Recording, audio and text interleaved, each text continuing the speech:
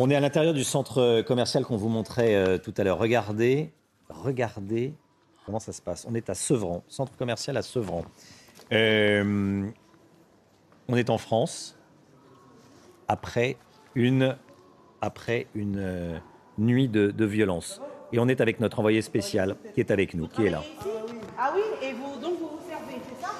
Alors oui, Romain, ce qui est en train de se passer, alors c'est une scène totalement ubuesque que nous sommes en train de filmer. Il y a un individu qui est dans le Footlocker de ce centre commercial et qui est en train en fait de sortir avec des sacs. Les policiers viennent de le prendre en flagrant délit.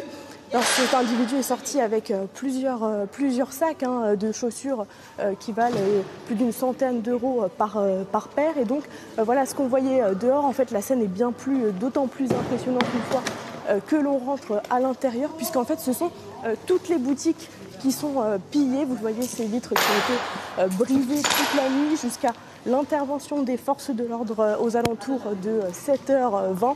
Et donc juste sur ma droite, il y a un buraliste qui a été totalement pillé. Des dizaines de cigarettes ont été volées, un autre magasin de chaussures ainsi que des magasins de sport. Voilà, c'est totalement impressionnant, c'est surréaliste, c'est du jamais vu en fait.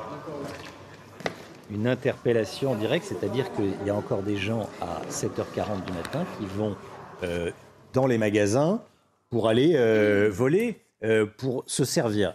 Bon, Selon la préfecture de police de Paris, les tensions ne se sont pas arrêtées en fait. Les pillages, les vols, les dégradations ont continué encore jusque très tôt ce matin et vous avez la preuve en images avec nos envoyés spéciaux. Scène incroyable que nous ont fait vivre nos envoyés spéciaux. On est dans un centre commercial à Sevran et la personne qui était en train de voler avait l'air presque étonnée que la police l'arrête.